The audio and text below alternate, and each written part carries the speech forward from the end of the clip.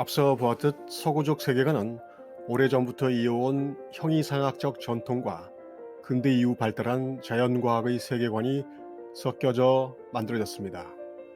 창조, 천국, 신과 같은 단어와 물질, 시간, 공간 같은 단어는 전혀 어울리지 않을 것 같지만 우리는 그런 단어들을 두루 섞어 쓰는데 큰 어려움을 겪지 않습니다. 어려움을 겪지 않는다는 것은 그런 개념들이 지시하는 사실들이 서로 모순되는 것으로 느껴지지 않는다는 뜻이죠. 우리는 어떤 것들은 명백한 사실로, 어떤 것들은 신화, 전설, 상상이나 종교의 영역으로 분리하고 그것에 대해 다른 가치를 매김으로써 관념 간의 충돌을 방지하는 생각의 틀도 가지고 있습니다. 이제 우리는 조금 더 적극적으로 우리가 익히 알고 있고 의심 없이 믿어온 세계에 대해 의문을 가져봐야 합니다. 의외로 이런 의문은 서양 철학의 시조에 해당하는 분이 먼저 했습니다. 플라톤입니다. 죄수들이 태어나면서부터 결박되어 앞쪽 벽만 바라볼 수 있는 동굴이 있었습니다.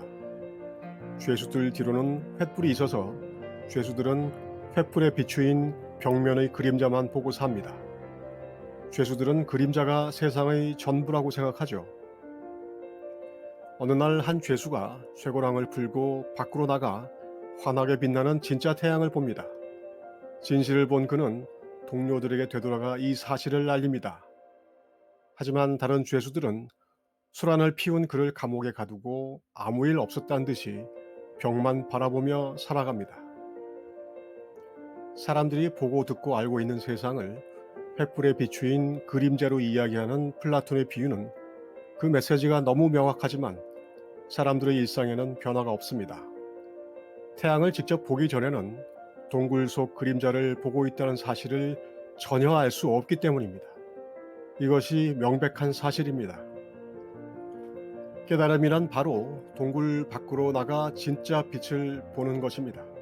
또한 공부와 수행이란 누군가 우리에게 알려준 동굴 밖의 세상을 상상해 보려고 하고 수용할 용기를 내고 결국 스스로 동굴 밖을 나가려고 하는 험난한 도전입니다. 왜 세계관을 이야기하는지 이해가 될까요? 주류의 서구적 세계관은 모든 존재를 물리적으로 분리된 개별 실체로 이해합니다. 인간이 객관적인 실제를 인식할 수 있기 때문에 각각의 실체들의 모습과 성질을 알 수 있고 공간 속에 분리된 개체들이 바로 그 실체라고 봅니다. 어려운 이야기가 아니라 오늘날 우리가 살고 있는 세상, 인간 사회는 분명히 이 원리에 의해 작동되고 유지됩니다. 이에 비해 동양적인 세계관, 그 중에서도 유교의 세계관에서 실체라고 볼 수 있는 것은 인연 화합하는 일종의 파동이며 파동의 기질과 현상은 끊임없이 변화하는 연결과 관계에 의해서만 규정될 수 있는 것으로 파악합니다. 주역이나 성리학, 음양 오행 같은 것들이 바로 그런 세계관을 대표하는 아이템이죠. 이런 세계관을 동양적이라고 하는 이유는 서구적 실체론과 명확히 대비될 뿐만 아니라 중국, 인도, 멀리는 이슬람 이전의 근동에 이르기까지 비슷한 입장을 가지고 있기 때문입니다. 음양오행처럼 힌두이즘에서는 지수, 화풍과 공의 5대 원소를, 조로아스터교에서도 물, 불, 바람, 흙의 4대 요소들을 이야기합니다. 우리는 서구적이고 실체론적인 세계에는 익숙하지만 반대로 동양적이고 관계론적인 세계에는 익숙하지 못합니다. 아마 200년 전에 살았던 한국 사람이라면 그 반대였겠죠. 익숙한 것의 관점으로 동양적 세계관을 바라보기 때문에 그것을 왜곡시켜 하나의 하위 세계관으로 치환하고 그것을 안다고 치부합니다. 이것이 우리가 가진 생각의 틀입니다. 뭐가 어떻게 다른 걸까요? 서구적 세계관에서 모든 사람은 개인입니다. 개인과 개인은 관계를 맺으며 사회를 이룹니다. 당연한 말이죠. 유교적 세계에서는 개인이란 국가와 가문의 한 요소일 뿐입니다. 기독교에서 개인은 구원의 단위이자 재림의 날에 부활할 수 있는 고유한 단자입니다. 하지만 유교에서는 이런 영생의 개념이 필요 없습니다. 자손을 낳고 가문을 이어가는 그 자체가 이미 영생이니까요.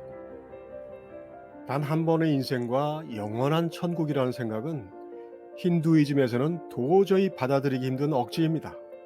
사람은 끊임없는 윤회와 전생을 통해 정화되어 신에게 다가가는 존재입니다. 창조주를 인정하는 종교이지만 이렇듯 완연히 다른 세상을 바라봅니다. 특히 종교적 영역으로 들어오면 차이는 매우 분명해집니다. 엘리아데 같은 인본주의 종교학자에 따르면 종교는 사실상 문명의 원형이라고 할 수 있죠. 그것이 사회적인 것이든 개인적인 것이든 하나의 문명 속에서 보여주는 형식과 내용은 종교로 대표될 수 있습니다. 유대교와 기독교, 회교로 대표되는 서구적 종교는 가장 존재론적인 종교이며 이 종교들은 선형적이고 물리적인 세계관을 가지고 있습니다.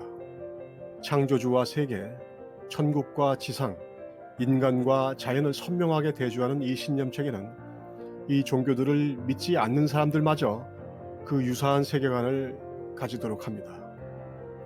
저는 서구 종교로 휴머니즘이나 과학적 유물론을 추구하는 데 동의합니다.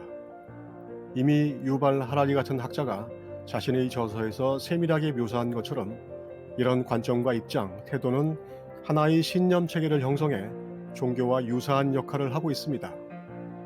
그리고 상상의 영역인 신과 천국 같은 관념을 제외한다면 기성 종교와 근대적 휴머니즘, 과학적 유물론이 바라보는 인간과 이 세상은 크게 다르지 않습니다. 반면 동양적 세계관은 단적으로 실체를 인정하는 경우가 거의 없습니다. 실체라고 부를 만한 것은 없으며 모든 것은 변화와 흐름이고 그 과정 속에서 드러난 어떤 현상에 대한 일시적 규정일 뿐입니다. 힌두이즘의 윤회적 세계관이나 유교의 통체적 세계관, 도교의 무의자연의 세계관에서 라이프니츠가 말하는 단자로서의 개인이란 상상하기 힘든 환상입니다. 이런 동양적 세계관은 불교적 세계관에서 가장 크게 서구적 세계관과 비교됩니다. 불교적 세계는 모든 것이 상호 의존하는 연기적 세계로 그 어느 것도 자성, 즉 개체의 실체성을 가진 존재가 있을 수 없습니다. 모든 것은 서로 의존해 존재하므로 사실상 모든 것의 실체성은 없다는 것이 불교의 공의 의미입니다. 이렇듯 뚜렷하게 대비되는 서구와 동양의 세계관의 대척점에 균열을 내는 사건이 생겼습니다. 바로 현대과학, 특히 양자물리학입니다. 상대성 원리와 더불어 현대의 과학을 그 이전과 구분짓는 양자역학을 통해 이미 많은 사람들이 아원자 세계의 입자와 파동의 관계에 대해서 알게 되었습니다. 특히 시간과 공간에 대한 상대성 이론의 설명이나 양자장 이론은 지금까지 우리가 알고 있던 뉴턴적 세계가 실상이 아니라 오차가 매우 작은 거시 세계를 설명하는 용도에만 써먹을 수 있는 일종의 틀에 불과하다는 것을 알려줬습니다. 현대 과학의 발견은 소수의 서양 사람들에게 동양적 세계관을 재조명하는 계기를 주기도 했습니다.